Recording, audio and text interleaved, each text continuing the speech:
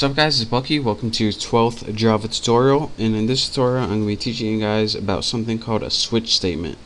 Now what a switch statement does is test one variable, and depending on the value of that variable, pretty much it gives you multiple choices. So before we learn the switch statement, let me show you what we had to do with our knowledge so far. Let's make like a program that tells you what kids do at a certain age. So say we have a program that has a variable called age, and the kid's age is 3 right now. What we would have to do right now is make an if statement for each age and put if age is equal to 1, and then we would have to put something like system, then we would put out and stuff like that, and it would just get a pain in the butt. And then we would have, after 1, we would put if age is equal to 2 and then do your stuff down here.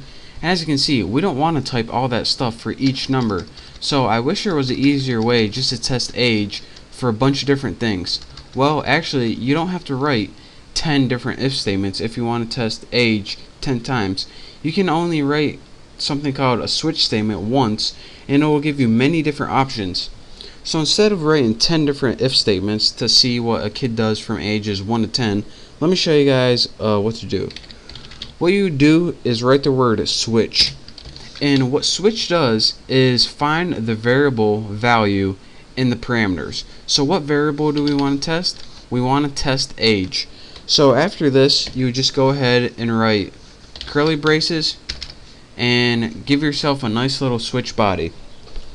Now instead of writing a bunch of if statements, all you would have to do is write, they're called cases.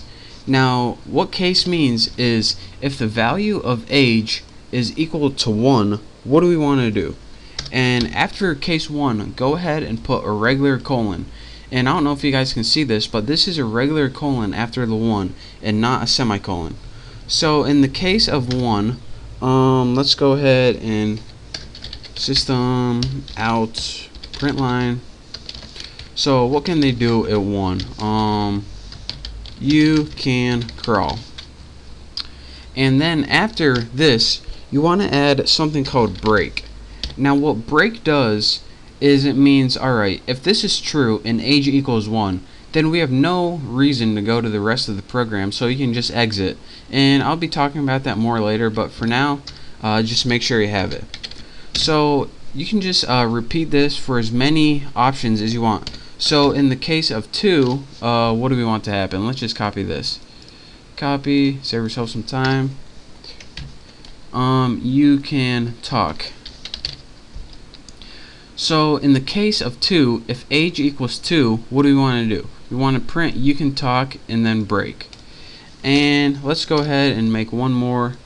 In the case of 3, again, using lazy, you don't feel like typing at all. In the case of 3, you can get in trouble. And I know I spelled trouble wrong, but just deal with it. So here's what you do. You put switch and then put the variable you want to test the value of.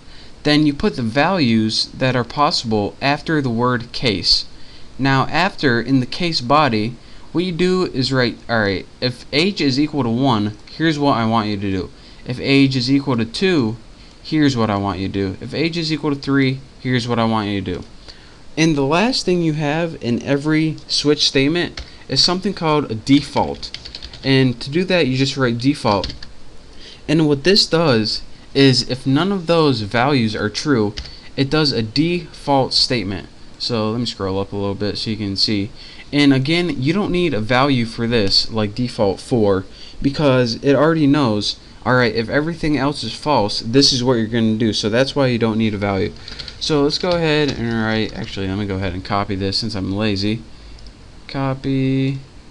If default, let's go ahead and write, I don't know how old you are. I don't know how old you are.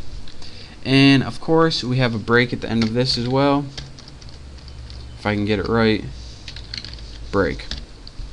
So let's go ahead and run this with age equal to 3, and let me show you guys what it does. It outputs you can get in tolerable. and it's supposed to be treble, but I typed it wrong. So, and let me recap. Well, let me show you guys what default does. So if age isn't equal to 1, 2, or 3, say age is equal to 7, and I run this, it says, I don't know how old you are. So let me recap one last time what this switch statement does. A switch statement takes the variable, whatever's in its condition, and tests it. So then it looks through the cases to see what value that variable is equal to. If it's equal to the value 1, it prints this. If not, it doesn't do it at all. Then it looks if it's equal to the value 2. If it is, it prints this. If not, then it skips this as well. Then it looks if it's equal to the variable 3. If it is, it prints this. If not, again, it skips all of these. And then if it doesn't hit any one of these, then it goes to default. And what default means is I ran through all these options and none of them worked. So by default, I got to do something. This can't be just a waste of a program. So by default, I want to output I don't know how old you are. So that is how you can use the switch statement to test a single variable for many different values. And this will save you a bunch of time and keep you from writing a bunch of different if statements. And trust me, it's a whole lot easier than writing a bunch of if statements.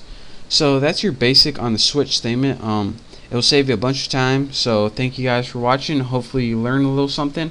Copy this, play around with it, and pretty soon you'll be an expert at the switch statement. So again, thank you guys for watching. Don't forget to subscribe to my channel, and I'll see you next tutorial.